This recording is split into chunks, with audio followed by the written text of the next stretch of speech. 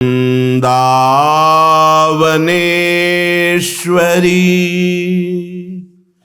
तवैव पदारविन्दम्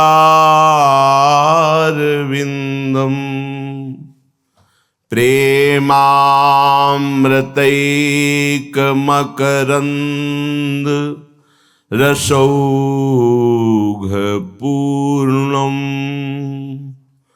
हृद्यर्पितं मधुपते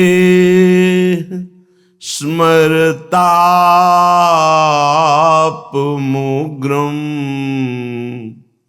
निर्वापयत् परम शीतलमाश्रयामि निर्वापयत् परम शीतल माश्रयामि।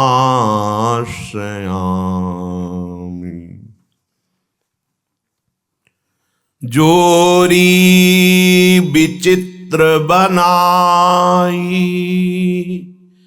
रीमाई काहू मन के हरन को काहू मन के हरन को जोरी विचित्र बनाई रीमाई काहू मन के हरन को चितवत दृष्टि तरत नहीं इत उत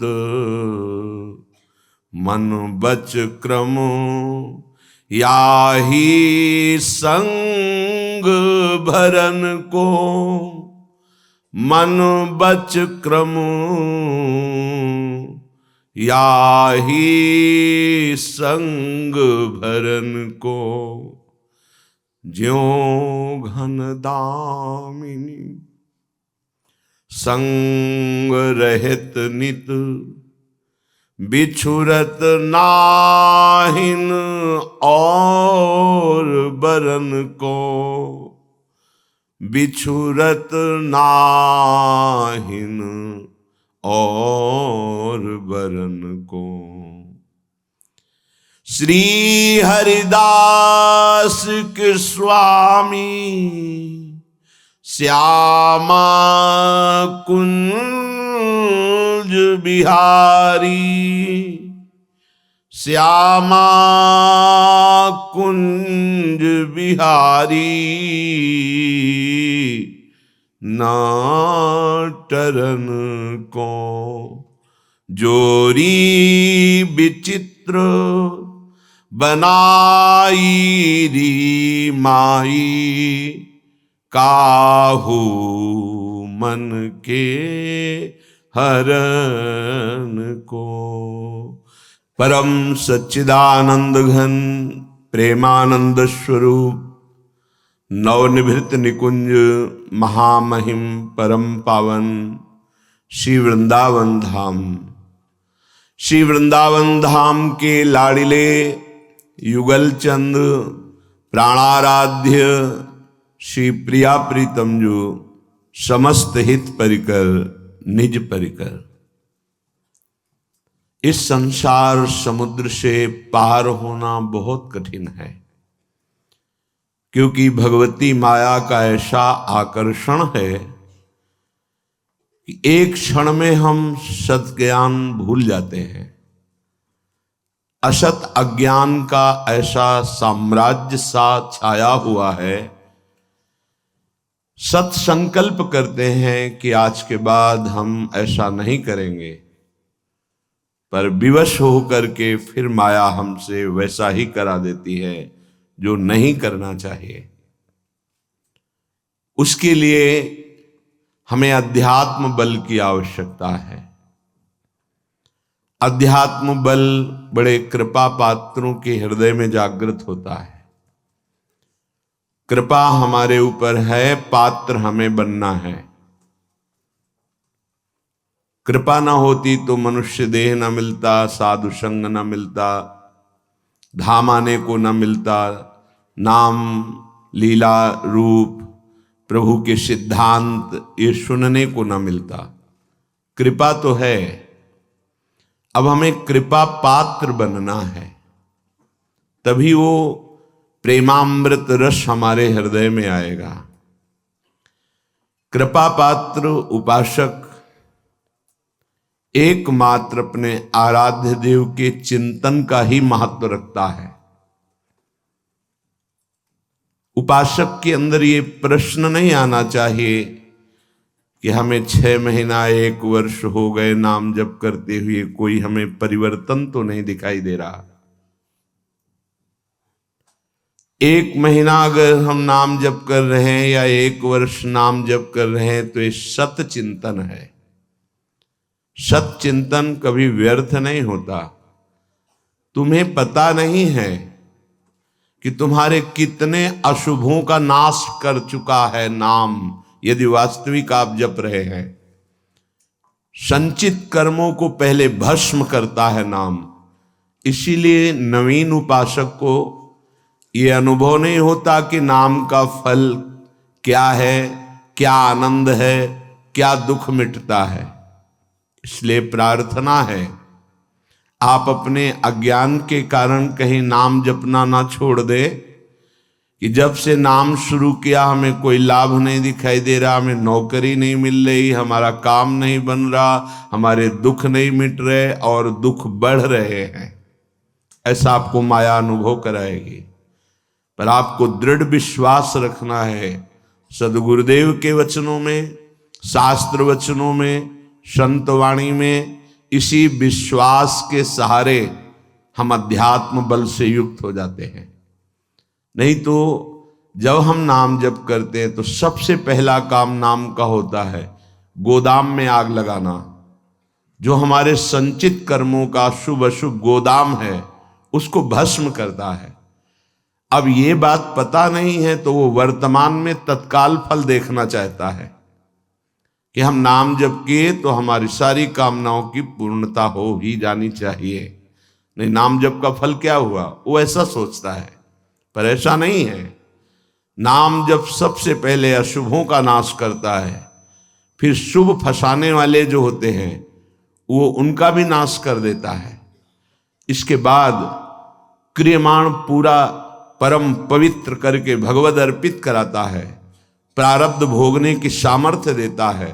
फिर आनंद का ऐसा उन्माद होता है, आनंद की ऐसी उत्तम अवस्था होती है जो वाणी से वर्णन नहीं की जा सकती। आप धैर्यवान बने, उत्साह पूर्वक नाम का जप, नाम का कीर्तन, नाम का चिंतन करें, परिणाम बहुत मंगलमय होगा। थोड़ा धीरज रखें, थोड़ा विश्वास करें। न एक एक नाम आपको उठा रहा है, अभी आपको समझ में नहीं आएगा। जब आपके पाप नष्ट हो जाएंगे, हृदय निर्मल होने लगेगा, तब आपको समझ में आएगा। धाम आने को मिला है, सत्संग मिला है, ये बहुत अहेतुकी कृपा है। आपको कृपा का परिचय तब लगता है जब आपकी कामना पूर्ण हो, आपको भोग मनोअनुकूल मिल जाएं, आपकी उन्नति संसार में हो तो आप उसे समझते हैं कृपा। अगर प्रतिकूलता हुई, उन्नति ना हुई, हम जो चाहते हैं वो ना हुआ, तो हम समझते हैं कि कोई फल नहीं। इसी को अज्ञान कहते हैं, यही अविद्या है। इसीलिए दंभ और पाखंड में हम फंस जाते हैं।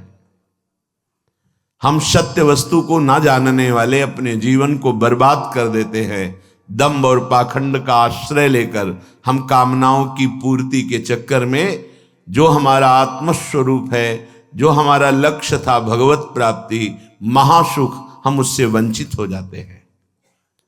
श्रीपाद प्रबोधानंद जी महाराज कह रहे हैं, वृंदावनम शीतलमिंदु वृंदा नंदामृतस्यन्दन चंद्रिकान्तः तत्प्राप्य मंदा उरुताप कंदात भवाब्दि मुक्ता भजतासु कृष्णम। हे भाई, इस जगत में तो एक प्राकृतिक चंद्रमा उदय होता है और प्राकृतिक अमृत की किरणें प्रकृति में डाल करके जीवों के प्राणों का पोषण करता है।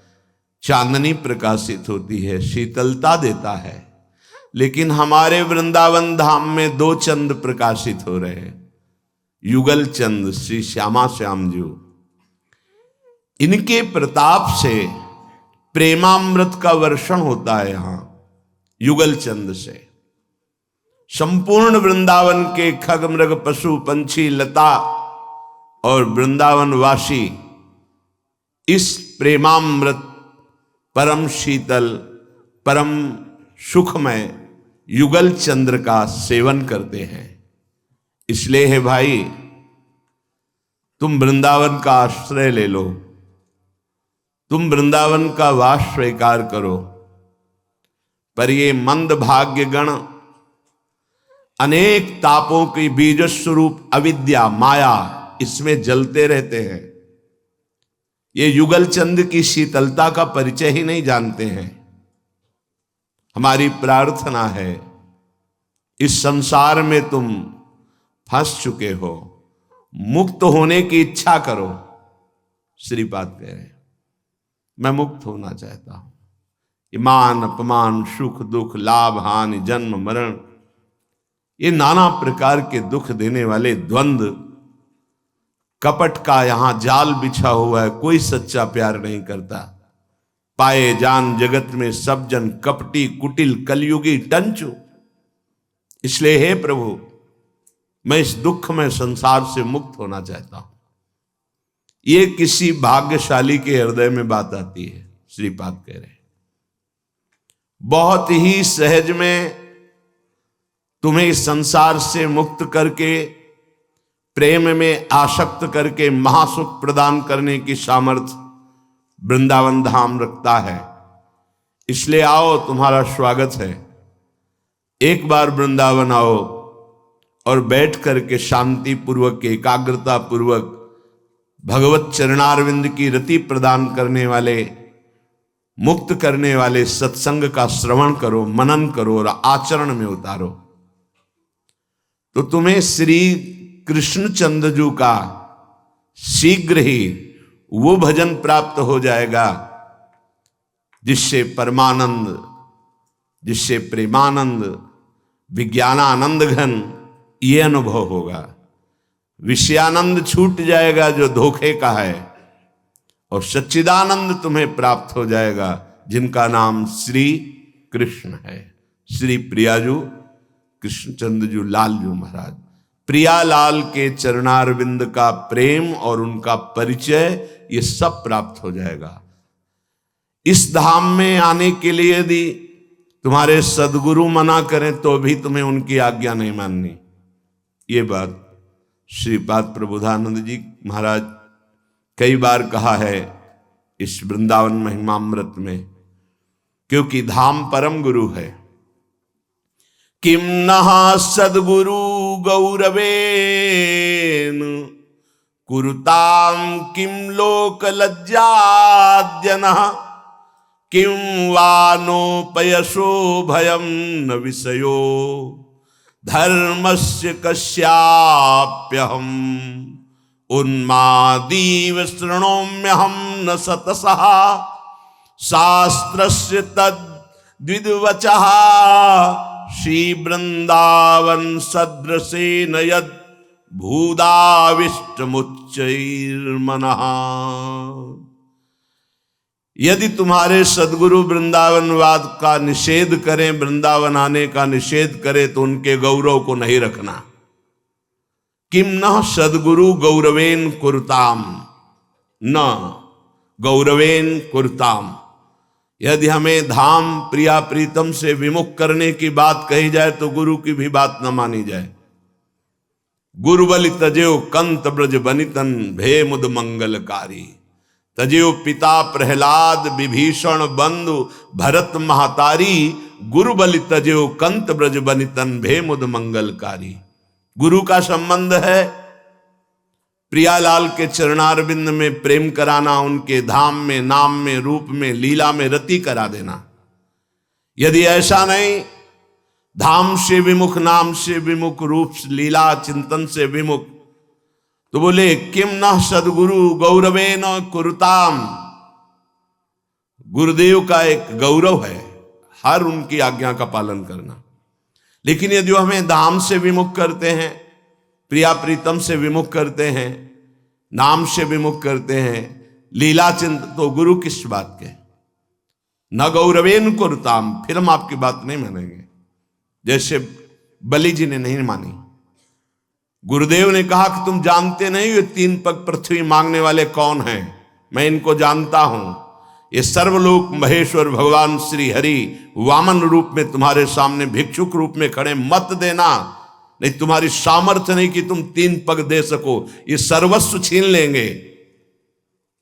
तो उन्होंने कहा गुरुदेव यदि ये भगवान भिक्षुक बन करके आए हैं तब तो जरूर देंगे हम, क्योंकि इन्हीं के लिए तो आप है, इन्हीं के लिए यज्ञ है, इन्हीं के लिए मेरा जीवन है। प्रहलाद जी के ये पौत्र है, कैसे धोखा खा सकते हैं? इतने बड़े महाभागवत के बेटे हैं, ये धोखा नहीं खा सकते। गुरुदेव ने कहा मैं शाप देता हूं, यदि मेरी आज्ञा का पालन नहीं करोगे अवश्य दे दीजिए, मैं शिरोधार्य करता हूं, जा स्त्री भ्रष्ट हो जा। स्वीकार कर लिया, लेकिन गुरु की आज्ञा का पालन नहीं किया। क्या कि भगवान को दान नहीं देना है, 3 पग पृथ्वी का संकल्प किया। गुरुदेव सर्वज्ञ थे, जानते थे भगवान शुक्राचार्य जी कि ये कौन है। वैसा ही हुआ। आखिर में बलि को बांध दिया भगवान ने और कहा बड़ा दानी बनता था, गुरु के भी वचन नहीं माने, अब बोल 3रा पग कहां रखूं, क्योंकि 2 में ही समस्त ब्रह्मांडों को नाप लिया। बलि जी ने हाथ जोड़कर कहा प्रभु अभी तो हमने प्रणाम भी नहीं किया आपको, हाथ बंधे हुए नहीं तो हाथ जोड़कर पहले आपके चरणों में माथा रखता। आपने 2 पग में हमारी संपत्ति नापी, 3रा पग हमारे ऊपर रखे माथे पर, क्योंकि अभी संपत्तिवान बकाया है।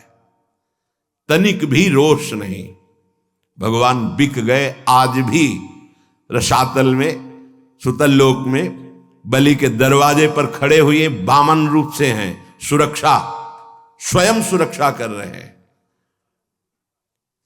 किम न सदगुरु गौरवेन कुरुताम, एक जगह केवल ये बात कही गई कि आप न मानिए। क्या? भगवान के चरणारविंद की प्रीति के मार्ग में हमने गुरुदेव का वर्ण किया है। वो यदि धामवास के लिए, धाम आने के लिए भगवान की प्रियता के मार्ग को रोकते तो गुरु किस बात के? तो कह रहे किम न सदगुरु गौरवेन कुरुताम, क्योंकि सदगुरु भगवत प्रीति प्रदान करने वाले मार्ग के दाता हैं। यदि वो ऐसा नहीं करते तो फिर वो हमारे सदगुरु नहीं। डरना नहीं चाहिए, ध्यान रखना। भगवान की प्राप्ति के लिए सदगुरु का वर्ण है, ग्रीवा झुका करके उनकी आज्ञा में प्राण समर्पित करना शास्त्र की आज्ञा है। पर वो किस लिए? भगवान की प्राप्ति के लिए। अगर वो हमको फिर प्रपंच का जाल फैलाकर फंसाते हैं तो हमारे सदगुरु नहीं हो सकते। सदगुरु तो माया मुक्त करते हैं।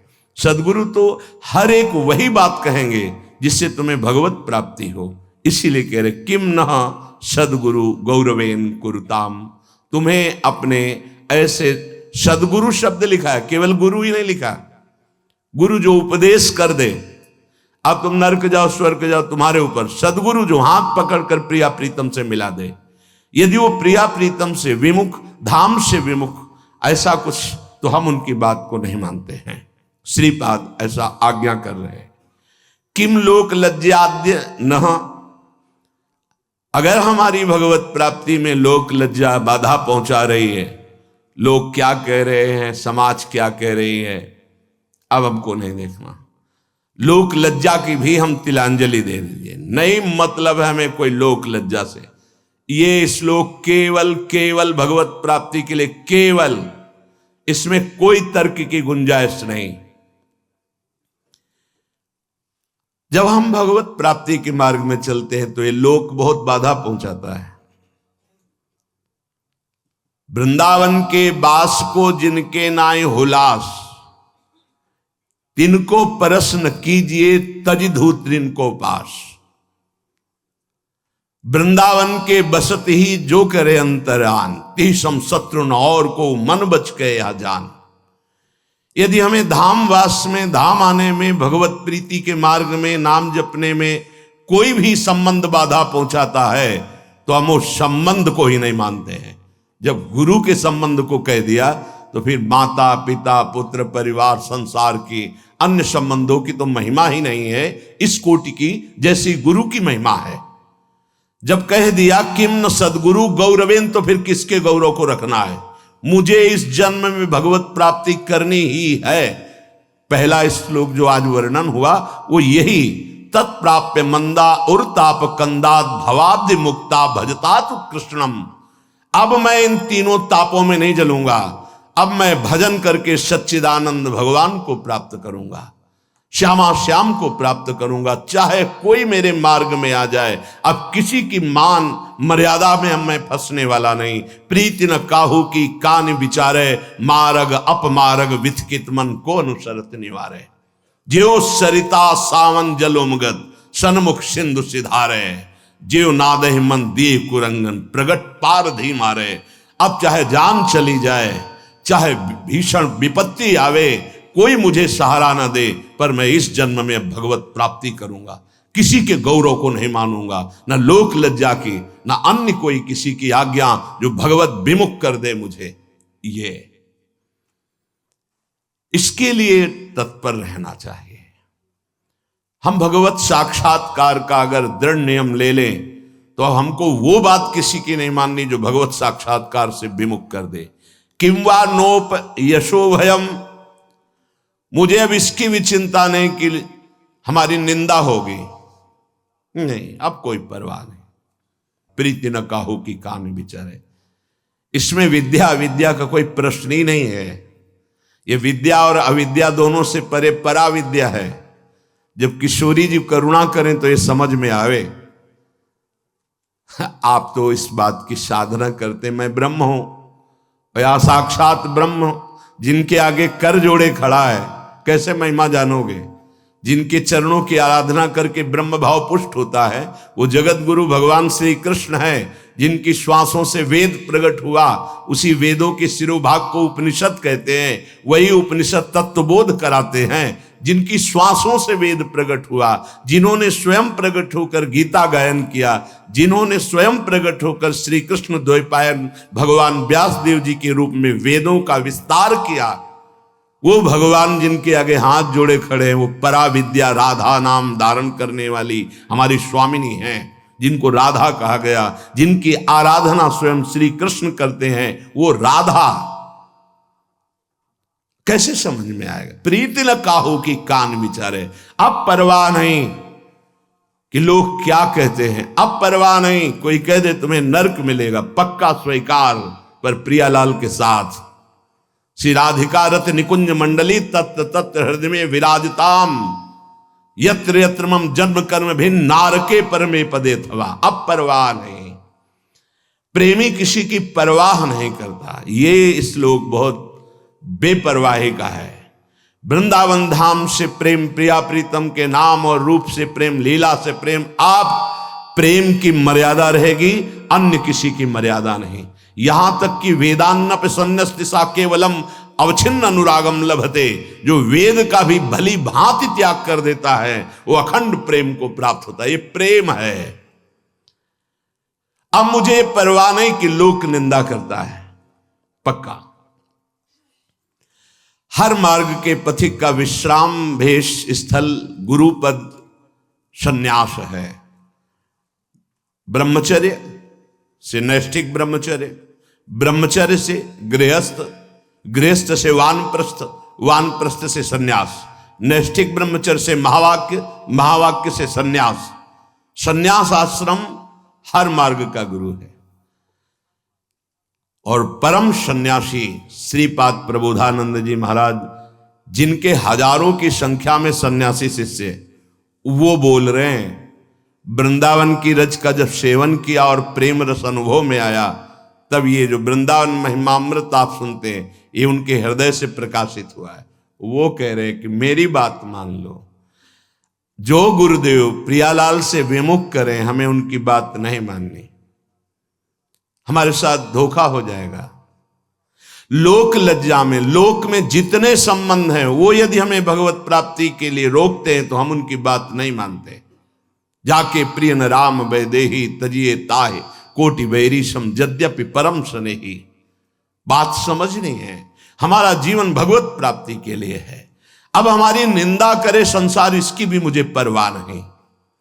न विषयो धर्मस्य कस्याप्य हम, कोई हमसे ये कहे कि तुम तो धर्म से भ्रष्ट हो गए, तुम्हारा धर्म था ये करना ये करना ये करना, नहीं, तुम्हारी बात सत्य है, मैं धर्म से भ्रष्ट हो गया हूं, लेकिन परम धर्म में आके टिक गया। सावई पुंसाम परो धर्मो ये तो भक्ति अधोक्षजे, जहां श्री श्यामा श्याम की प्रेम लक्षणा भक्ति हृदय में धारण कर ली, अब नहीं, त्यज लोक धर्मान, तुम्हारा कथन सत्य है, क्योंकि हमने लोक धर्म का त्याग करके भागवत धर्म के शिरोभाग में विराजमान प्रेम धर्म का आश्रय लिया है। श्रीपाद कह रहे, आप कोई ऐसा मुझे कहे कि तुम धर्म भ्रष्ट हो तो इसकी भी मुझे चिंता नहीं। उन्मादी श्रणोम्य हम, मैं उस प्रेम उन्माद की तरफ जा रहा हूं जहां किसी की बात ही नहीं सुनी जाती। न सतसा शास्त्रश्च तद्विद वचहा, ना तो मैं हजारों शास्त्रों की बात सुनूंगा और न शास्त्रज्ञ विद्वानों की बात सुनूंगा, अब तो सिर्फ श्यामा श्याम के प्रेम में उन्माद धारण करूंगा। क्या अद्भुत निष्ठा प्रेम की।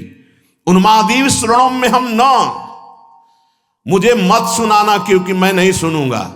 क्यों? क्योंकि मैं प्रेमोन्माद में पहुंच रहा हूं। न किसी विद्वान की बात सुनूंगा, न किसी शास्त्र की बात। अब केवल हमारी श्रवण इंद्रिय सुनना चाहेगी, कैसे प्रिया प्रीतम से प्रेम हो। श्री वृंदावन सदृशेन यद भूदा विष्टमुच्चैर मनहा, मैं वृंदावन के उत्तम प्रेम रस नित्य विहार रस का भजन करने वाला हूं। मेरा मन प्रियाजू की कृपा से इस प्रेम रस में आविष्ट हो गया है। अब मेरे लिए वृंदावन से उत्तम कोई नहीं, क्योंकि वृंदावन ने मुझे प्रियाजू प्रदान किया, प्रियाजू के चरणों का प्रेम प्रदान किया, राधा नाम प्रदान किया। अब किसी की कोई मर्यादा नहीं। प्रेम की अपनी स्वयं की मर्यादा है कि वो किसी की मर्यादा नहीं रखता। प्रीति न काहू की कान बिचारे, ये प्रेम है।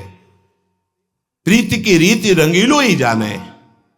अगर प्रेम का सही रूप कोई जानता है तो प्रभु श्री कृष्ण जानते हैं। इसलिए वो मर्यादा पुरुषोत्तम के रूप में जब अवतरित हुए तो एक एक मर्यादा का पालन।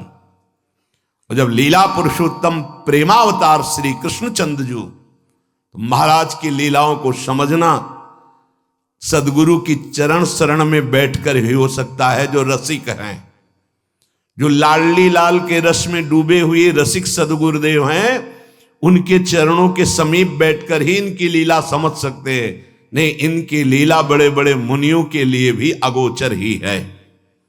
न देवैर ब्रह्मादेर न खलु हरि भक्तैर न सुहृदा, ये स्वयं बाके हैं, इनकी लीला भी बाकी है।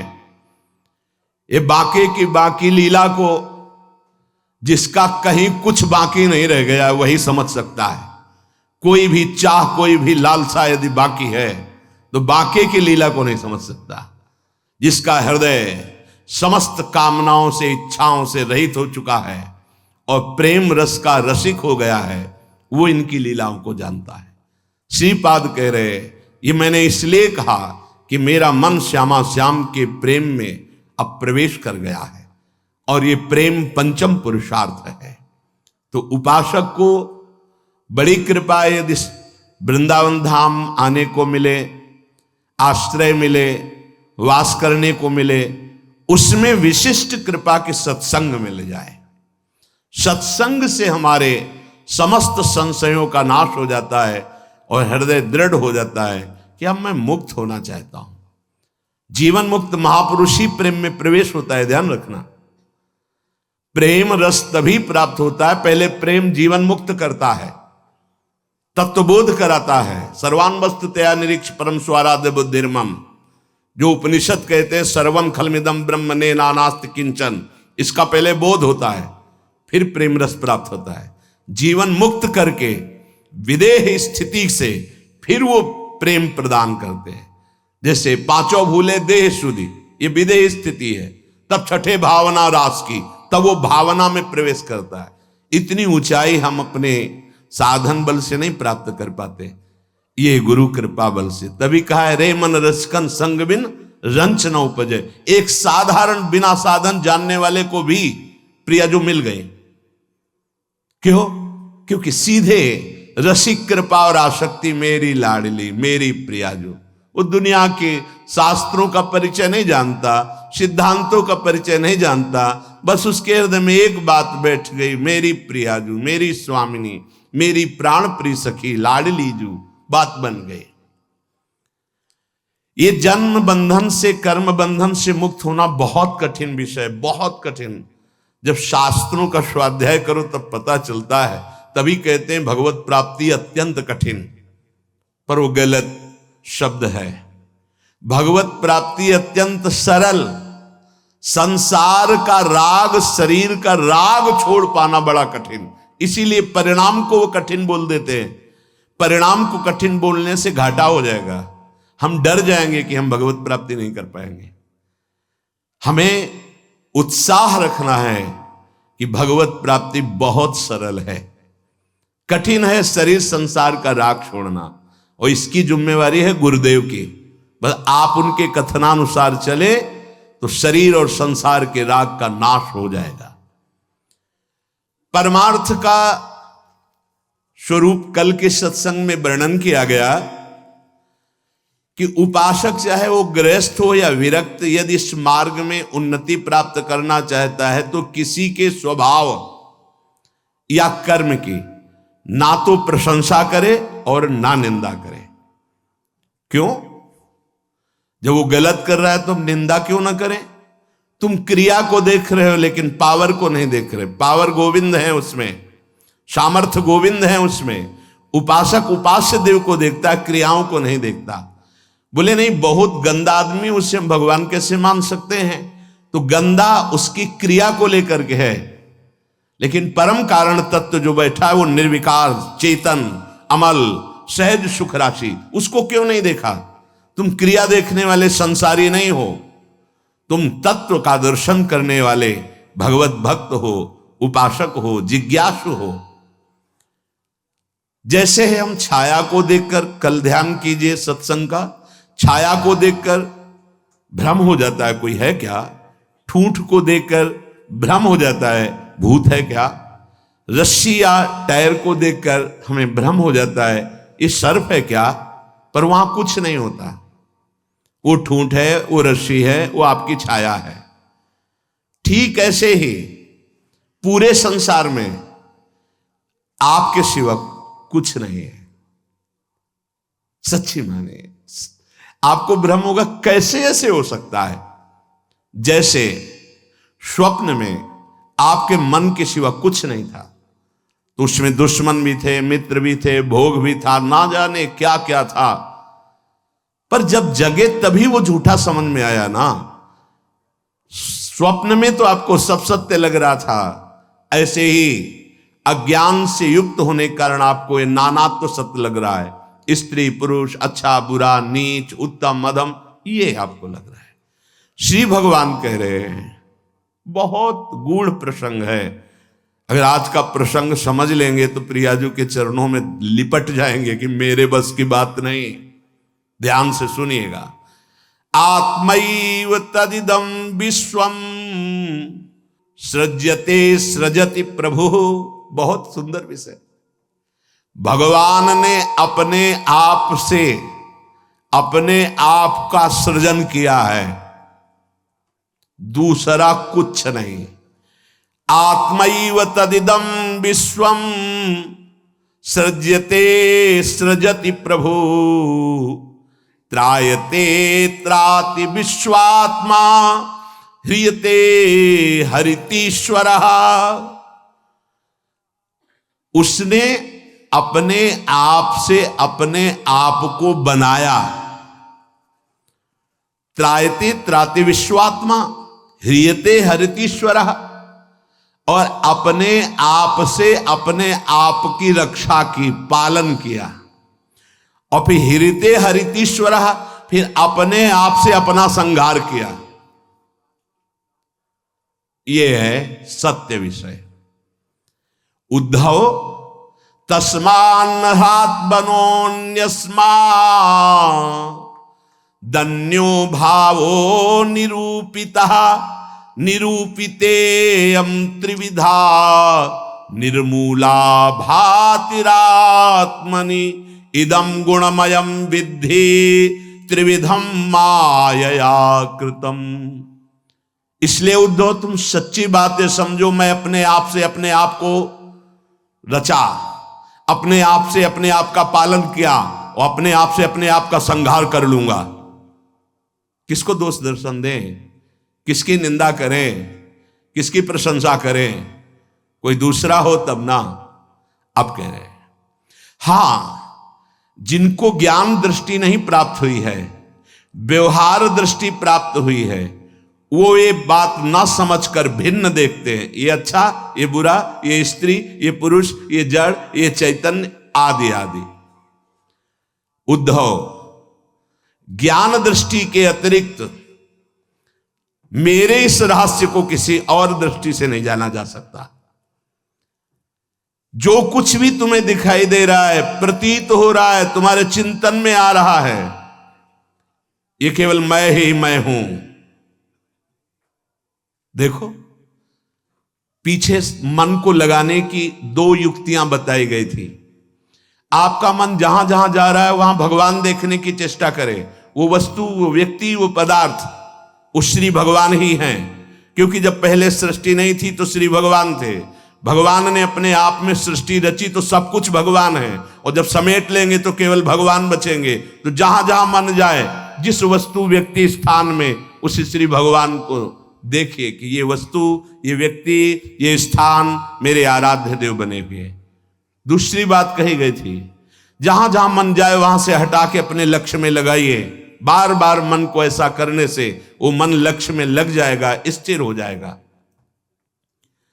अनिर्वचनीय मैं ही सब रूपों में स्वयं विराजमान हूं।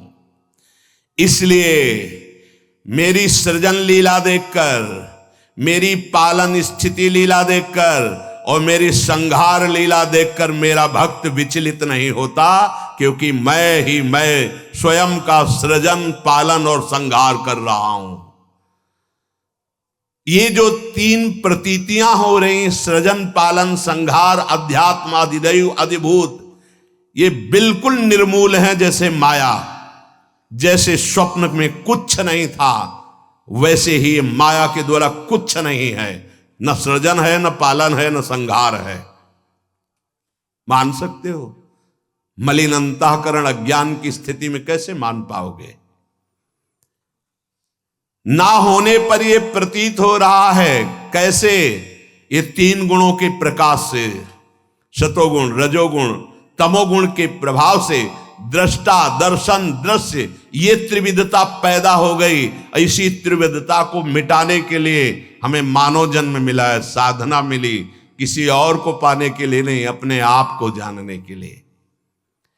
एतद् विद्वान मदुदितम ज्ञान विज्ञान नैपुणम, न निन्दन्ति न च स्तौति, लोके चरति सूर्यवत्।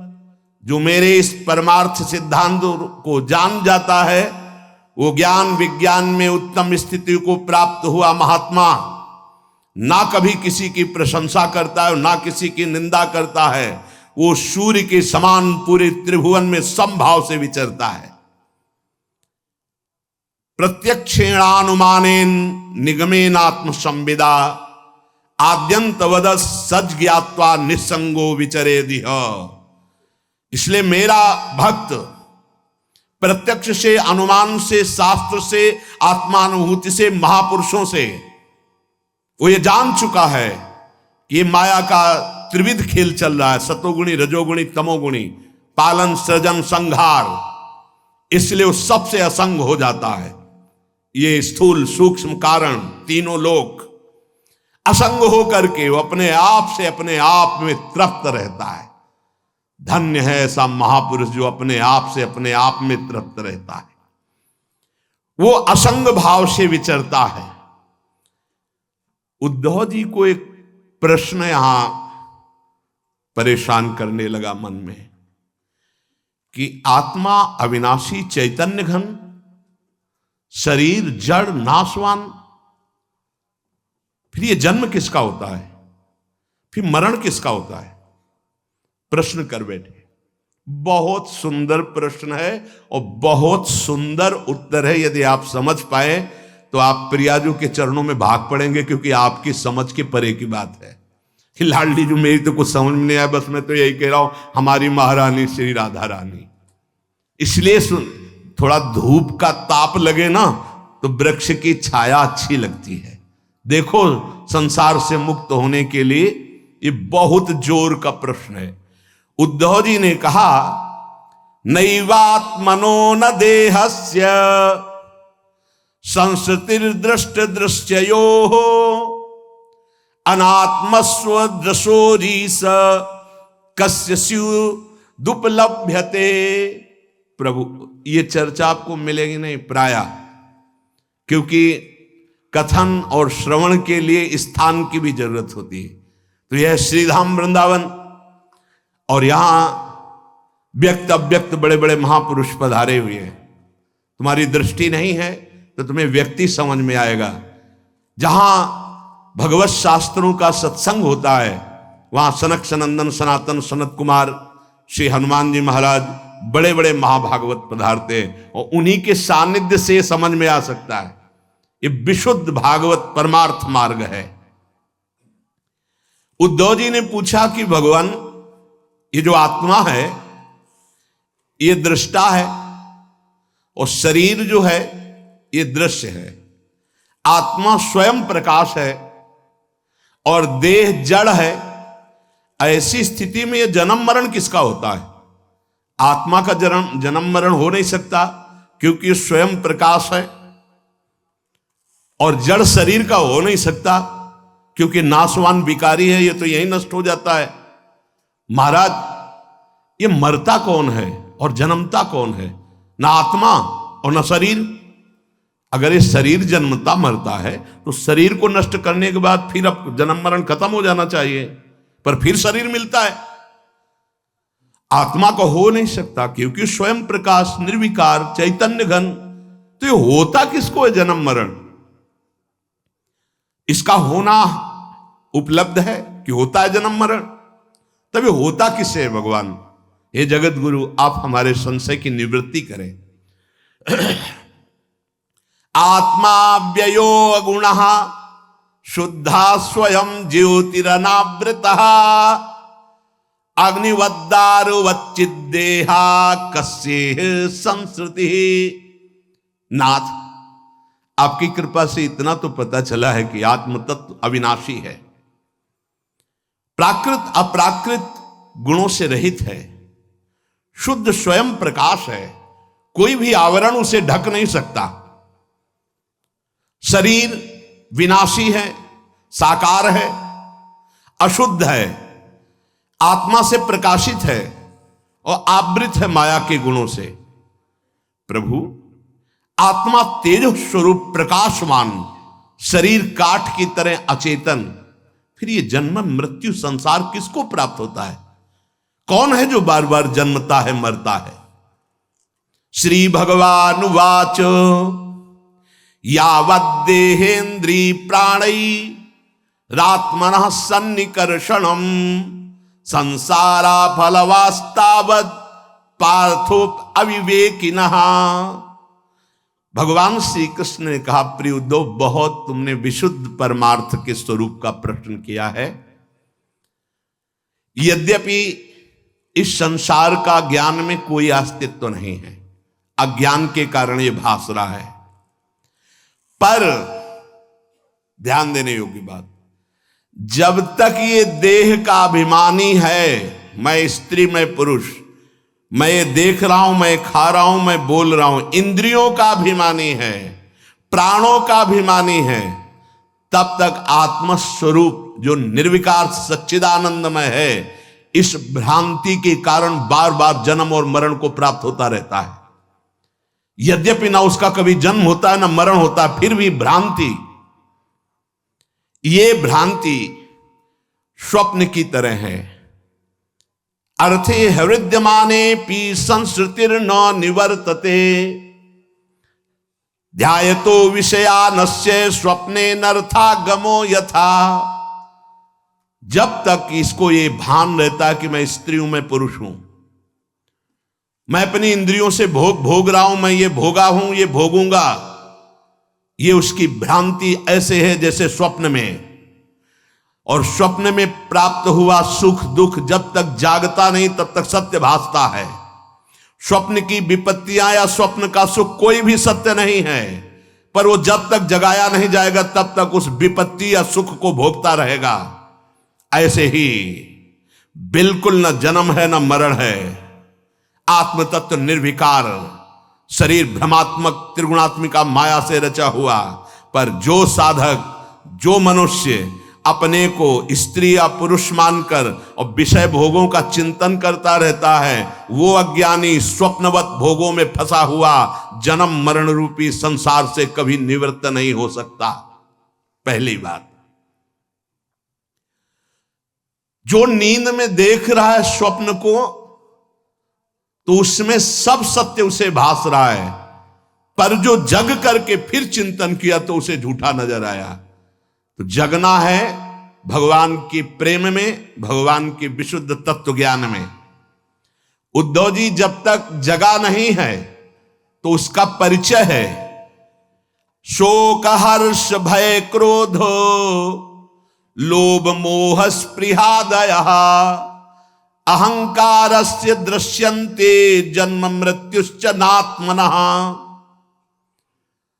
बार बार इससे शिकार होना पड़ेगा मृत्यु का, काल का। किसे? जिसके हृदय में अहंकार है। ये बहुत खतरनाक चीज है। अहंकार सब में है, केवल महाभागवत भगवत प्रेमी महात्मा में नहीं या शुद्ध तत्ववेत्ता ज्ञानी में नहीं, दो के अलावा सब में है। ये थोड़ा कम है, थोड़ा ज्यादा है, वो बढ़ता घटता साधन के अनुसार। लेकिन पूर्ण अहंकार रहित होने का मतलब जीवन मुक्त महापुरुष। अहंकार किसी एक वृत्ति में नहीं है, हर वृत्ति में है, सोच में है, शरीर में है, इंद्रियों में है, अंतःकरण में, स्वभाव में, सबका मूल अहंकार। ये स्वभाव अहंकार से युक्त हो गया। मेरा मन, मेरी बुद्धि, मेरा चित्त, मैं ये करता, मैं ये भोगता, ये पूरा अंतःकरण अहंकार। मैं ये देख सकता हूं, मैं बोल सकता हूं, मैं सुन सकता हूं, मैं तुम्हारे मन की बात जान सकता हूं, ये सब अहंकार। शरीर, मैं स्त्री, मैं पुरुष, मैं गोरा, मैं जवान, मैं विद्वान, मैं धनवान, में बड़ी बाढ़ है अहंकार की। इसी के कारण शोक हर्ष भय क्रोध लोभ मोह स्पृहादय, शोक होना, हर्ष होना, भय होना, क्रोध होना, काम होना, लोभ होना, मोह होना, स्पृहा होना, जिसके अंदर यह है उसे जन्म मृत्यु चक्र से कोई नहीं छुड़ा सकता। भगवान कह रहे वो मृत्यु का बार बार शिकार होगा, काल उसे मारेगा। जिसके अंदर अहंकार है, शोक है, हर्ष है, भय है, क्रोध है, काम है, लोभ है, मोह है, स्पृहा है। आत्मा से इनका कोई संबंध नहीं है। देहिंद्री प्राण मनोभिमानो जीवोंतरात्मा गुण कर्म मूर्ति सूत्रम महानित्युरुदेव गीता संसार आधावति काल तंत्र अमृतमय है। देह अभिमान, इंद्रिय अभिमान, प्राण मैं बलवान, मन अभिमान, इनमें जो स्थित है अपने स्वरूप को भूल करके, वो अभिमानी बार बार जन्म और मरण लेता, बार बार जन्म मरण को स्वीकार करता है। वो अपने स्वरूप को नहीं जानता, इसीलिए उसका नाम जीव रख दिया गया। ये जो जन्म मरण होता है सूक्ष्माति सूक्ष्म शरीर का होता है, सूक्ष्म शरीर का। अब हमें जानना होगा, जिसे लिंग शरीर कहते हैं, वही बार बार सूक्ष्म शरीर को शास्त्रीय भाषा में लिंग शरीर कहते हैं। वही देहाभिमानी उसी शरीर को लेकर बार बार नर्क स्वर्ग अपवर्ग अन्य योनियों में मानव देह में वही आता है। अब ये समझना होगा सूक्ष्म शरीर क्या है जो बार बार जन्म लेता है। पहले साधन चतुष्टय के बिना अपने को समझ पाना बहुत कठिन है। साधन चतुष्टय किसे कहते हैं? मतलब ये चार साधन जब जिसके हृदय में जागृत होते हैं, वो भगवत प्राप्ति या मोक्ष पद का अधिकारी हो जाता है। फिर स्थूल सूक्ष्म कारण शरीर की जानकारी करते हैं। ये हमारे कपड़े हैं ना कि मैं हूं।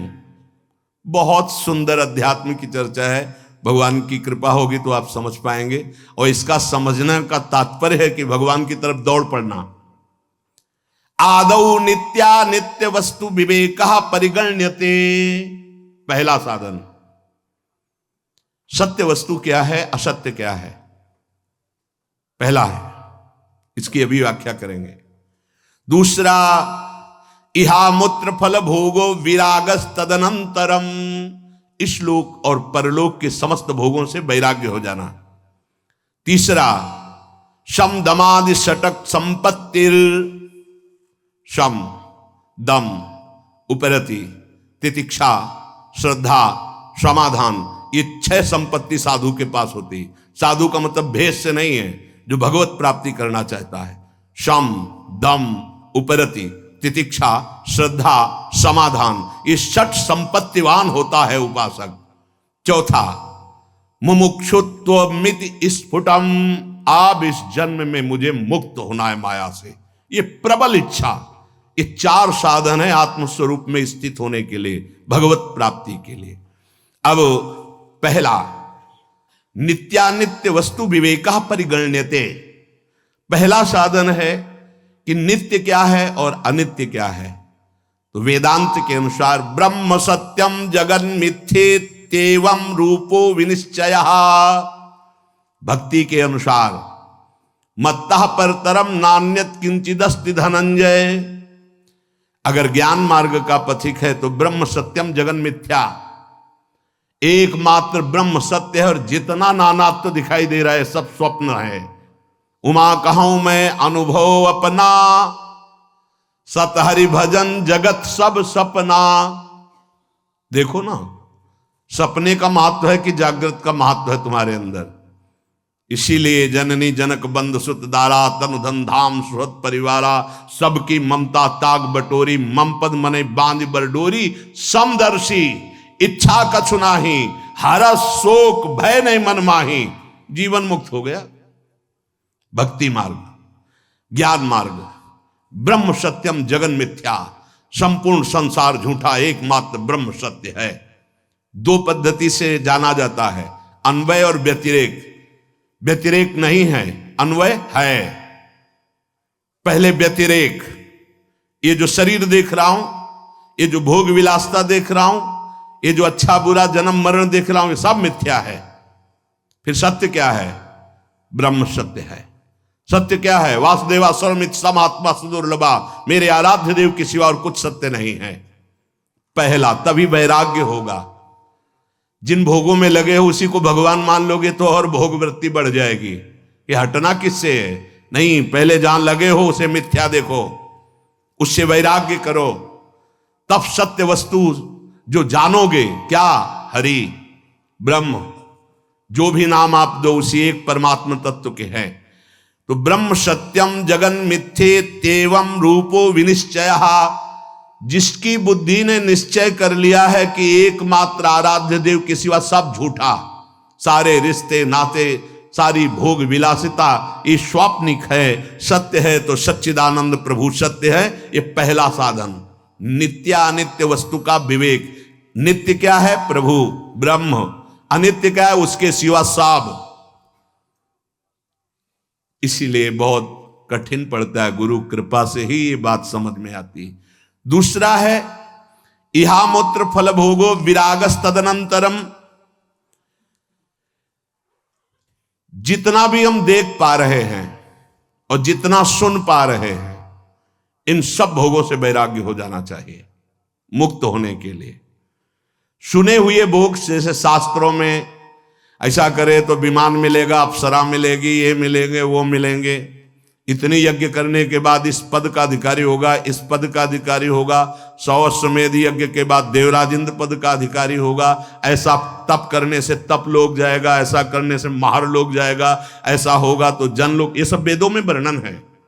ऐसा करने से वो ब्रह्मलोक को जाएगा। आ ब्रह्म स्तंभ पर्यंतम सर्वम मायामयम जगत।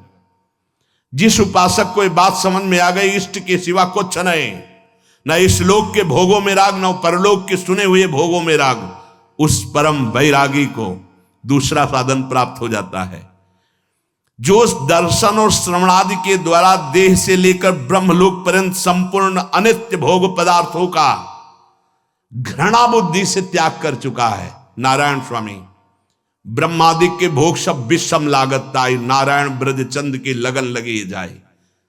समझो कितना कठिन है भोगों का राग। यहां से ही नहीं, यहां से लेकर ब्रह्मलोक तक कोई भी भोग उतरे और तुम्हारा मन चलायमान ना हो, उतरता है, उसे दूसरा नहीं जानता, वही उपासक जानता है जो जिस कोटि का होता है। जैसे आप मृत्यु लोक के भोगों पर विजय प्राप्त कर लिए तो आपके पास अप्सरा आएंगे, आपके पास दैवी आकर्षण आएगा, आपको ऐसा आएगा जैसे स्वप्न में आता है। बैठे बैठे एकांत सेवन कर रहे हैं, आपके सामने वो दृश्य उपस्थित है, चिल्ला पड़े, नहीं प्रियाजू, हे करुणामयी स्वामिनी, ये मेरा मन कहां खत्म दृश्य, आगे बढ़ो। हर लोक का भोग आएगा, हर लोक की आकर्षणकारी वृत्तियां आएंगी। बोले हमारे सामने तो नहीं आती, 100 ग्राम बर्फी में तो मन चलायमान हो गया, तुम्हारे सामने स्वर्ग का भोग आवे है। यहां का साधारण पांच भौतिक शरीर तो तुम्हें गिरा दिया तो तुम्हारे सामने अप्सरा आएगी। भले समझो, यहां लाख 10 लाख करोड़ का आदि तो तुम्हें गिरा दिए तो तुम्हारे पास सिद्धियां आएंगी। समझो, जब इस लोक के किसी भी भोग का आकर्षण उपासक के अंदर नहीं रहता, तब दैवी आकर्षण उपस्थित होता है। पूज्यपाद उड़िया बाबा के पास ऐसी देव सुंदरियां स्वर्ण की थालों में विभिन्न प्रकार के खाद्य पदार्थ लेकर, और बाबा मुझे स्वीकार करो, भोग स्वीकार करो, भाग पड़े बाबा।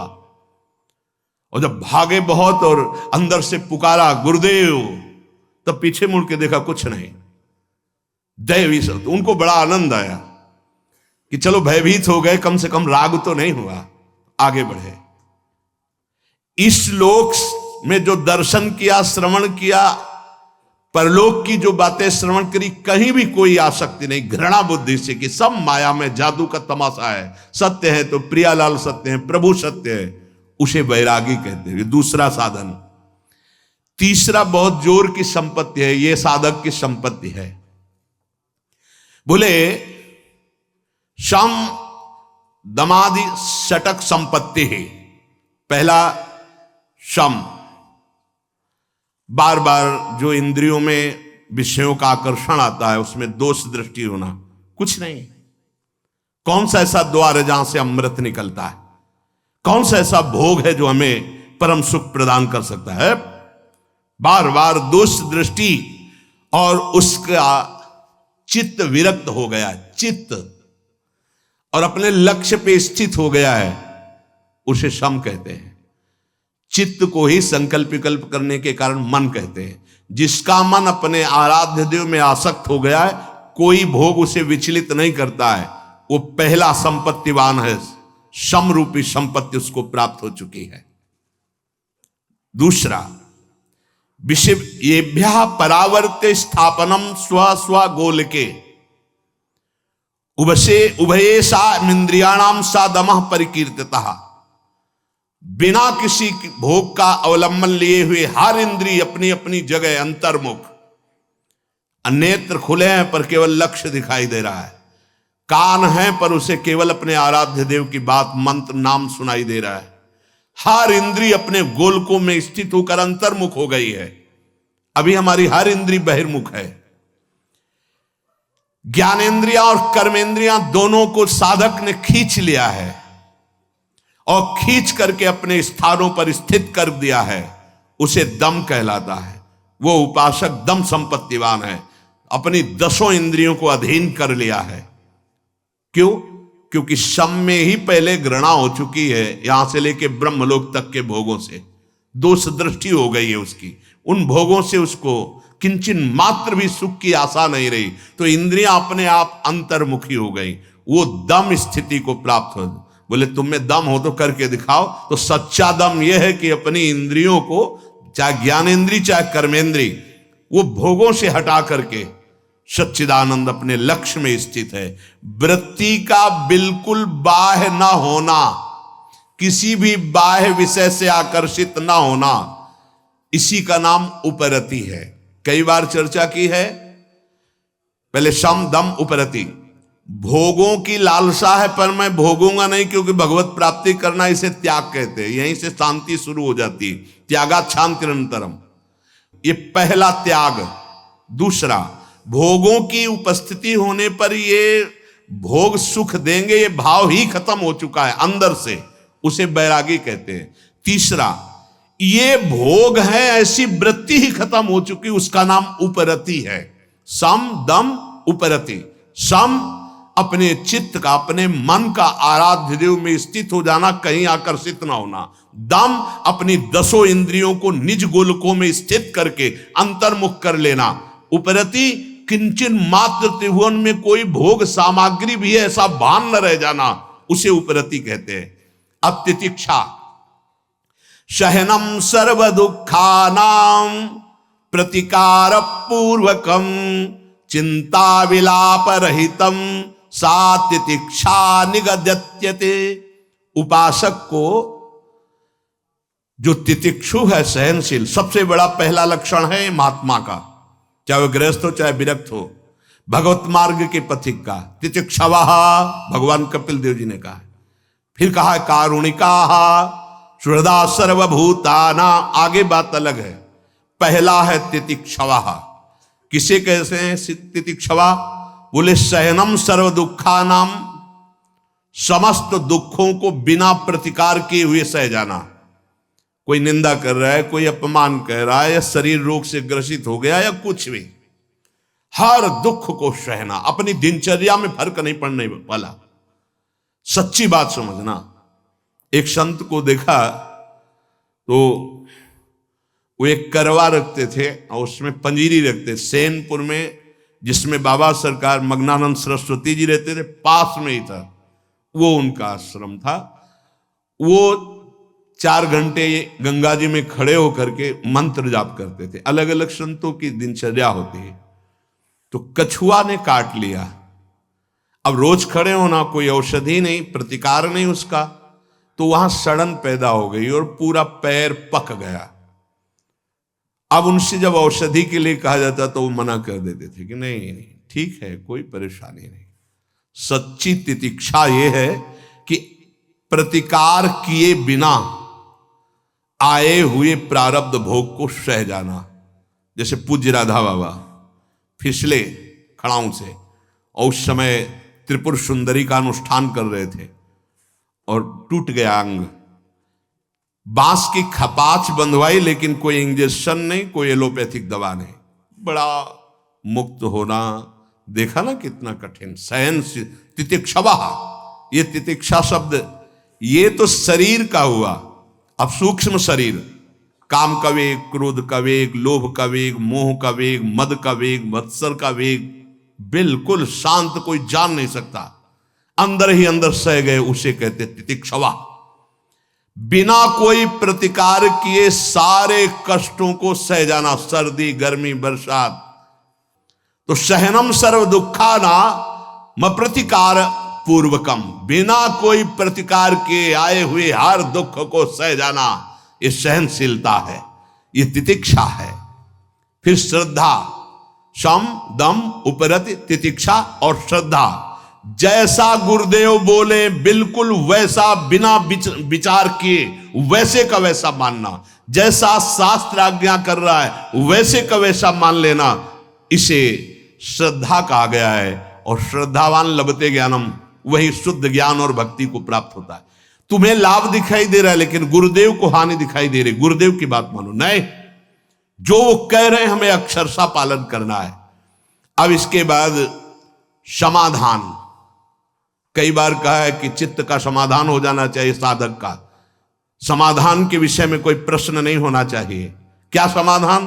सर्वदा स्थापनम बुद्धे शुद्धे ब्रह्मणि सर्वथा तत्समाधान मित्युक्तम न तो चित्तस्य लालनम। कह रहे हैं चित्त का दुलार करना समाधान नहीं कहलाता। आज ये खा ले, आज वो पी ले, आज ये देख ले, आज वो सुन ले, ए साधक, चित्त न तो चित्तस्य लालनम, चित्त का दुलार करने के लिए हम सब मार्ग में नहीं आए, विध्वंस करने के लिए आए। मन मांगे आज रबड़ी तो उसे नमक का घोल देना चाहिए, भगवत मार्ग में चले। ये किसको बुला रहे हो, किसको बढ़ा रहे हो? उठा के पटक देगा तुम्हें जिसको खवा रहे हो, जिसको खवा रहे हो तुम्हें उठा के पटक देगा सतमार्ग से अलग, दुश्मन को नहीं। हाँ, जब तक मन विषयाभिलाषी तब तक दुश्मन, और जब मन विषय रहित वो तो इंद्रियाणाम मनश्चास्मि, साक्षात श्री कृष्ण है। इच्छाओं की पूर्ति करने वाले साधक का कभी समाधान नहीं होता, ध्यान रखना। इसीलिए कहे न तो चित्तस्य लालनम, अपनी बुद्धि से जब निश्चय कर लिया कि सत्य वस्तु केवल परमात्मा है, प्रियालाल है, तो उसी में स्थित रहे और जथा लाभ संतोष सदा काहू सो कछु न चाहूंगो। बिना चाहे रबड़ी आ गई तो जय राधा वल्लभ लाल की, और बिना चाहे नमक रोटी मिल रही तो जय राधा वल्लभ लाल की। चाह किसी भोग की नहीं, और बिना चाह के जो भी है प्रारब्धानुसार आया, उचित विचार करके कोई परास्त नहीं कर सकता। आज ऐसी कचौड़ी बननी चाहिए। अब लगे हैं हलवाई, बन रहे हैं, खा रहे हैं, तो बोले ना तो चित्तस्य लालनम, चित्त का समाधान नहीं हो पाएगा, भगवत प्राप्ति में बाधा पड़ जाएगी।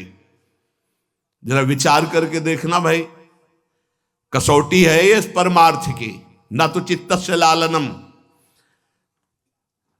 जब ये बात आती है कि आज हमको ये चाहिए, तो पूर्ति तो हरि गुरु कर देंगे, लेकिन बहुत असंतोष होता है, सच्ची मानना। आपको सिर्फ प्रभु चाहिए, इसके अलावा जा ही न चाहिए कबहू कछु। तुम्हारे मुख से नहीं निकलना चाहिए, मन में भले आ जाए। तुम्हें गंभीर रहना चाहिए। क्या पाओगे आज? कुछ नहीं, कुछ तो आप पाओगे, जो प्रिया जो दे देगी जूठन वही पालेंगे। इसके सिवा शब्द नहीं निकलना चाहिए। शब्दों में सुधार करो, शब्दों में सुधार करो, वाणी से परिपक्व बनोगे तब मन से परिपक्व हो जाओगे। तुम्हारा मन कह रहा है लेकिन तुम्हें नहीं कहना। आज उत्सव है, आप सब मिलकर बताइए क्या पवाया जाए? ये कुछ नहीं, कुछ तो फिर जो आप दे देंगे श्री जी की जूठन वो पालेंगे। इसके अलावा शब्द नहीं होना चाहिए कि आज इनका जन्मदिन है, आज अमुक चीज बननी चाहिए। ये अमुक चीज श्री जी के लिए बननी चाहिए। आपकी अगर भाषा भी निकले, आज हमें मन करता है कि श्री जी को आज ये पवाया जाए क्या? हाँ, ये श्री जी को पवाया जाए। ये तो बात समझ में आ गई। नहीं, आज अमुक उत्सव है, आज अपने लोग ये पाएंगे, गए आप समझो साधन से चले जाओगे। पक्का समझ लीजिए, ये चित्त का लालन करना, दुलार करना, ये बहुत हानिकारक है। ये सब इंद्रियों को फ्री कर देगा। जो हम समेटना चाहते हैं, बिखरी पर्यो मन सिमटत नहीं, इंद्र लीनो जीत सी द्रुदा जी। तो समाधान क्या है? जो गुरुदेव के द्वारा निश्चय किया गया तत्व श्यामा श्याम, इसके सिवा हमें कुछ नहीं चाहिए, न जीवन न मृत्यु, न सुख न दुख, न लाभ न हानि। जैसी भी परिस्थिति आएगी उसको सबको सहेंगे, बस यही हम कहेंगे कि हमें श्यामा श्याम चाहिए, इसके अलावा कुछ नहीं। आपको क्या पसंद है? राधा नाम नहीं, वैसे ना ऐसे ना वैसे। आपको क्या चाहिए? श्री जी की दास्ता। आप अकेले रहते हैं? नहीं, श्री जी के साथ रहते हैं। हर उत्तर आपका अध्यात्म से जुड़ा होना चाहिए। नहीं सुनते हैं व्यवस्था आपकी ठीक नहीं है, हमारी व्यवस्था बहुत जोर की है।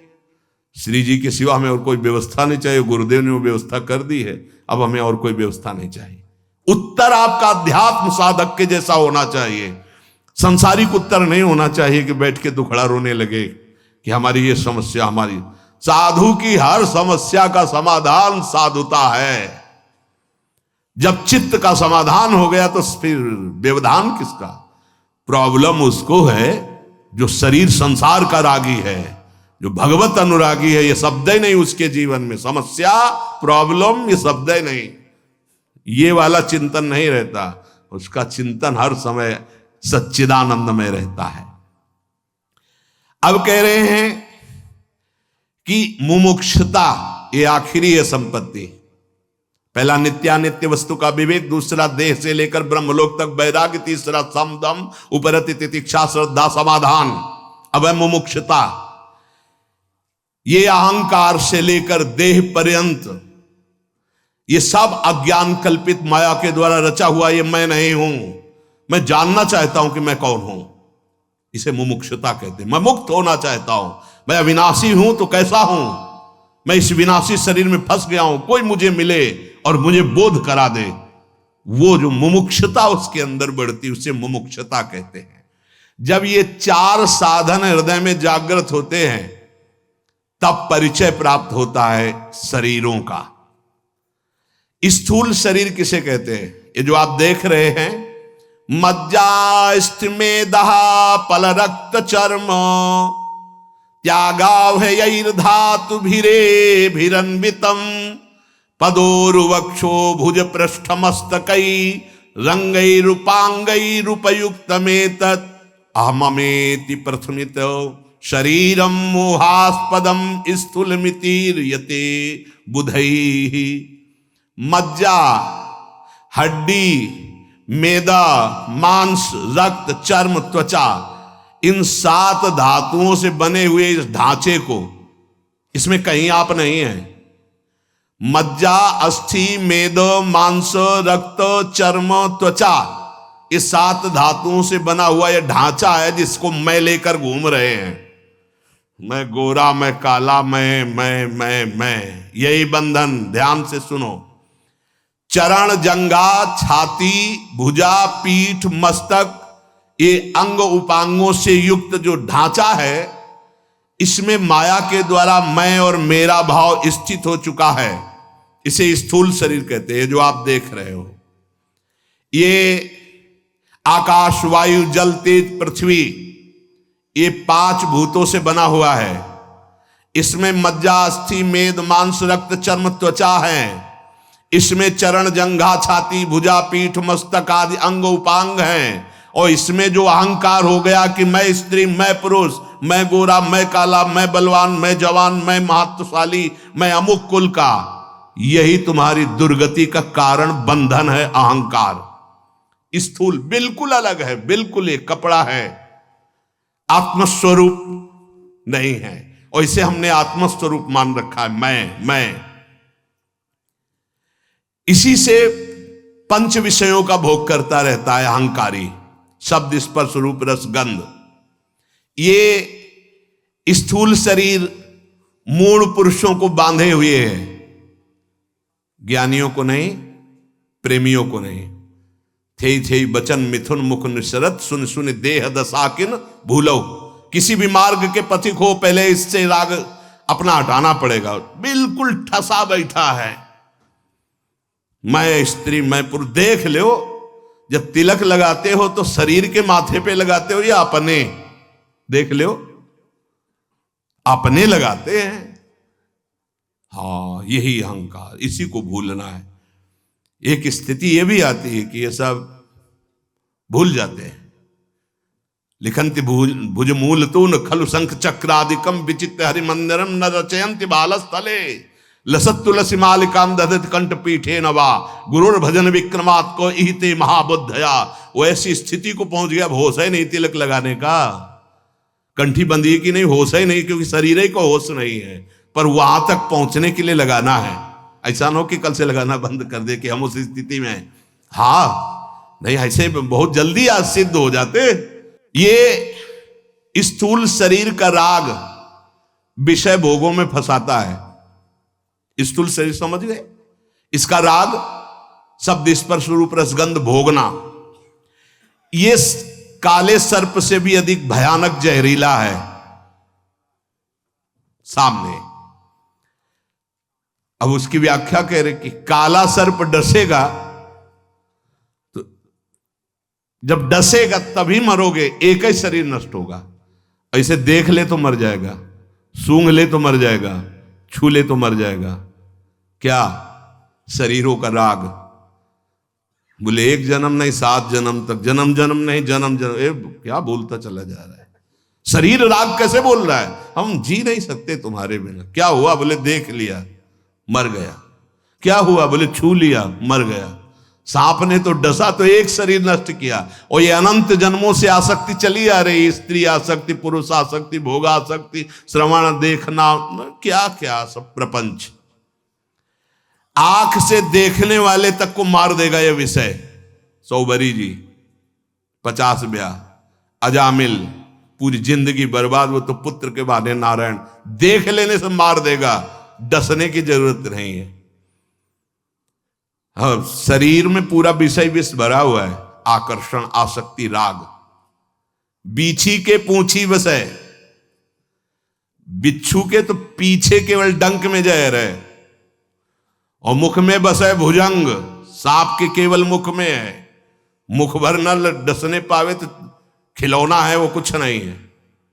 केहर के नख में बसे, सिंह के पंजों में विष है, वो मार दे तो मूर्छित हो जाओगे। और पांचभौतिक शरीर के सब अंग में जहर है। इसकी रचना ऐसी हुई है, सब अंग देख लिया तो मर गए, छू लिया तो मर गए, भोग लिया तो मर गए। मर गए, अब जी नहीं सकते, ऐसे दलदल में फंस गए, भोगना ही पड़ेगा। अब कोई निकला हुआ महापुरुष तुम्हें निकाल ले तो निकाल ले, नहीं ये भोगों का दलदल ऐसा है कि बातें बनाते रहो, कसम खाते रहो, भोगते रहो। पक्की बात, गंगा मैया और जमुना मैया और भगवान और चाहे जिसकी कसम खा लो, जिस दिन भोग सामने आएगा परास्त करके बैठ जाएगा, आपको आपके चित्त में गिरा के बैठ जाएगा। ये बड़े बड़ों की बात है, छोटे की बात नहीं। इसे कहते हैं स्थूल शरीर, जिसे आपने अभी सुना।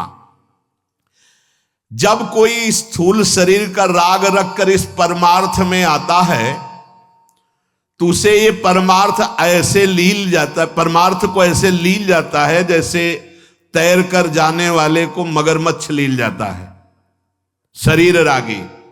फिर क्या होता है? दंभ और पाखंड। परमार्थ पाई भर नहीं होता और पूरा किलो भर पाखंड अंदर बैठ जाता है। बिल्कुल पक्का समझ लो, शरीर राग। शरीर राग ही नष्ट करना बैरागी का पहला धर्म है। कहीं और भाग के जाने की जरूरत नहीं, सत्संग में भाग के आने की जरूरत है।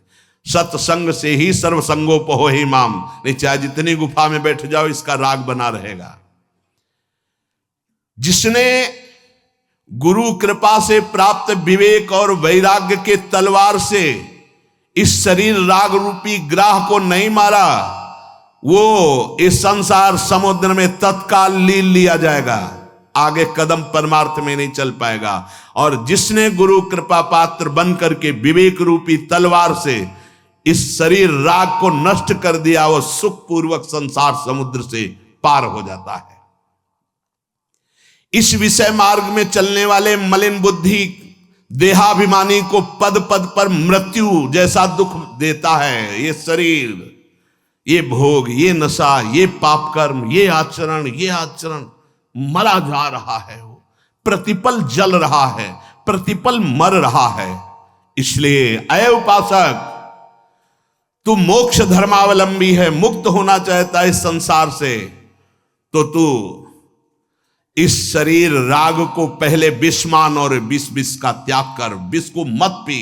ये तू शरीर नहीं है।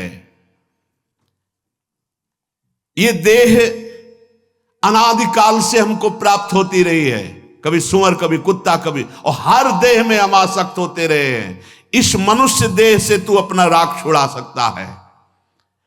जो उपासक केवल शरीर पोषण में लगा रहता है, ध्यान से सुनिए, सर्दी आई नख से सिख तक कवर। क्या तुमने अपने को शरीर मान रखा है यार? ये देखो, अभ्यास देखो, या कौन सा आप लगाते हो गर्म कपड़ा, सहते हो ना, शुरू से अभ्यास, यहां कोई कपड़ा नहीं बांधा तो अभ्यास आपका दृढ़ हो गया। संसारी पुरुष फंसे तो फंसे, आप बैरागी हो। जितने से शरीर आपका कांपना रुक जाए, धीरे धीरे सहना शुरू करो, फिर ऐसी सहन शक्ति लाओ कि एक अचला ओढ़कर पार कर दो। एक हमने महात्मा को चित्रकूट में देखा, बैसाख का महीना था, मंदाकिनी के त्रिकोण पर, ऐसे पत्थर पर वो लेटे थे, शाम का समय था। तो युगल किशोर से कहा, ये जिंदा है या मृत? बोले जिंदा है। तो हम कहा, बैसाख का महीना और मोटा कंबल, और वहां जो बराबर नहीं था, त्रिकोण था, ऐसे था, पर ऐसे चिपके हुए थे। अब हम कहा इनके दर्शन करके जाएंगे। बोले अंदर मत जाना, विक्षेप उनको पसंद नहीं, एकदम वो एकांत प्रिय। तो हम कहा बाहर बैठे हैं, हम बाबा जी हैं, जब निकलेंगे रात्रि में। जब वो निकले, क्या उनकी गंभीरता नेत्रों की, क्या उनका वैराग्य, कुछ नहीं, बस एक कंबल, कुछ नहीं, दूसरा शरीर में कुछ नहीं, केवल कंबल ऐसे, और तेज ऐसा कि मानो भुवन भास्कर उदय हो रहे हो, शांति टपक रही थी चेहरे से। जो निकले साष्टांग दंडवत किया, महाराज जी महाराज जी। वो बिल्कुल नहीं देखे, वो कंबल ऐसे घसीटते हुए आगे। महाराज जी, आप जैसे गुरुजन यदि बात नहीं करेंगे तो हम जैसे नवीन साधक कैसे आगे बढ़ेंगे? महाराज जी, मैं कुछ केवल जानना चाहता हूं, परमार्थ विषय। खड़े हो गए, लौट कर देखा, एक ऐसी छोटी दीवार जैसी थी, बैठ गए तत्काल आसन पे। बोलिए। ऐसा लगा कि भगवान हम पर प्रसन्न हो गए, साधु समागम मिला। अब महाराज जी, पहला प्रश्न है कि बैसाख का महीना है, इस समय एक बनियान भी धारण करना कठिन है, आप इतना मोटा कंबल? बोले 12 महीना ओढ़ता हूं, इसका अभ्यास किया है। महाराज जी, आपके गले में कंठी, ऐसा देखने से लगता है आप वैष्णव हैं। हाँ, हमारी उपासना श्यामा श्याम की है, पर मैं वैराग्य की पुष्टता के लिए चित्रकूट में रहता हूं, ये भगवद आदेश से रहता हूं। महाराज जी, आप वहां क्यों लेटे थे? मैं विक्षेप शून्य जीवन व्यतीत करता हूं, मुझे कोई डिस्टर्ब ना करे, इसलिए वहां रहे। अब महाराज जी, कोई आप अनुभव की बात बता दीजिए जिससे हम परमार्थ में पुष्ट रहें। हर समय शरीर को पवित्र रखो, इंद्रियों को पवित्र रखते हुए ही गुरुमंत्र जपना। अगर अपवित्र दशा में गुरुमंत्र जपा जाएगा तो काम आदि दोषों का वर्धन कर देगा। वो महाराज जी, फिर आप भिक्षा कैसे करते हैं? एक बार चित्रकूट की गलियों में घूमता हूं, जो बुला के दे देता है पा लेता हूं, अन्यथा बिल्कुल शब्द पे शब्द उत्तर, और बस चल दिए। कई बार मिले उनसे, कई बार उनसे दर्शन संभाषण हुआ, बहुत प्यार दुलार, बस एकांतिक जीवन। अगर उपासक इस स्थूल देह का दुलार करेगा तो मानो ग्राह का पोषण कर रहे हो और तुम्हें खा जाएगा, यही नष्ट कर देगा। ये स्थूल देह जन्म मरण जरा स्थूलता, नाना प्रकार के भोग, बाल्यापन, जवानी, बुढ़ापा, ये नाना प्रकार के दुख, ये नाना प्रकार के मान अपमान निंदा स्तुति में फंसाने वाला है, सिर्फ फंसाने वाला। अगर उपासक सावधान नहीं हुआ तो स्थूल शरीर से फंसा देगा। अब आगे वर्णन करते हैं, कल चर्चा होगी सूक्ष्म शरीर। स्थूल जब छूटता है तो यहीं रह जाता है, जिसे आप सुना बिल्कुल बेकार का है। काम बस इतना इससे कि आप भजन करके भगवत प्राप्ति कर लो, ये केवल दुर्लभ है भगवत प्राप्ति के लिए। अगर भगवत प्राप्ति नहीं हुई तो कुछ काम का नहीं, और एक क्षण में मिटिया मेट हो जाने वाला है। पर इतना भ्रम हो गया कि मैं ही हूं, ए भाई बहुत बुरा भ्रम है ये। इसी को, अरे गाल लाल नहीं है, वो बताना चाहते हैं कि तुम्हारा बुढ़ापा आने वाला है, फिर भी ऊपर लाल ही लगाए हैं गाल। हाँ, भौं बिगड़ी हुई है, फिर भी एक एक बाल उखड़वा के उसको सुंदर, कितने दिन रख पाओगे सुंदर? अरे असलियत में जैसे हो वैसे बने रहोगे तो वैराग्य हो जाएगा कि यार अब तो शरीर बूढ़ा हो रहा है, अब तो चलो भगवान की तरफ। लेकिन भगवान की ऐसी लीला है, दांत बिगड़ गए तो बत्तीसी लगवा ली, आंख बिगड़ गई तो ऑपरेशन करवा के शीशा लगवा लिया, बहु बिगड़ रही तो चुनवा के वो ब्यूटी पार्लर में जाके। स्त्रियों के अलग होते हैं, पुरुषों के अलग होते हैं। ए भाई, काहे को धोखे में पड़ रहे हो? ये तुम नहीं हो, तुम बहुत सुंदर हो, क्योंकि सुंदरता के समुद्र के तुम अंश हो, तुम अविनाशी हो, तुम अमृतमय हो। ये चमड़े की चिकनाहट तुम नहीं हो, ये नष्ट हो जाएगी, आज नहीं तो कल नष्ट हो जाएगी। इससे काम बना लो, केवल ये गाड़ी है, ये केवल भगवत प्राप्ति के लिए गाड़ी है। अगर भगवत प्राप्ति न करके विषय मनोरंजन बाजार की तरफ गया तो ये किसी काम का नहीं है, पक्की बात समझ लो। मरने के बाद पशुओं का शरीर काम में आ जाता है, उनके चमड़ा, उनकी हड्डियां, इसका कुछ काम में आने वाला नहीं, और ये क्षण भंगुर किसी भी समय नष्ट हो सकता है। भगवत प्राप्ति कर लो, इसकी यही सार्थकता है। अगर नहीं समझ पाए तो भोगों में फंसा देगा। शरीर राग तुम्हारा अगला जन्म तय कर देगा, नष्ट कर देगा। तो स्थूल शरीर तो यहीं छूट जाता है, सूक्ष्म शरीर का अभिमान सहित अगला जन्म होता है। और आत्म तत्व यद्यपि ज्ञान स्वरूप है, यद्यपि कभी नहीं बंधा, पर भ्रम से सूक्ष्म शरीर पर आसक्त होने के कारण उस अजन्मा को जन्म का कष्ट होता है, उस अविनाशी को मरने का कष्ट होता है। आगे चर्चा सूक्ष्म शरीर क्या है, हम उसमें कैसे आ सकते हैं। श्री राधा वल्लभ लाल की जय।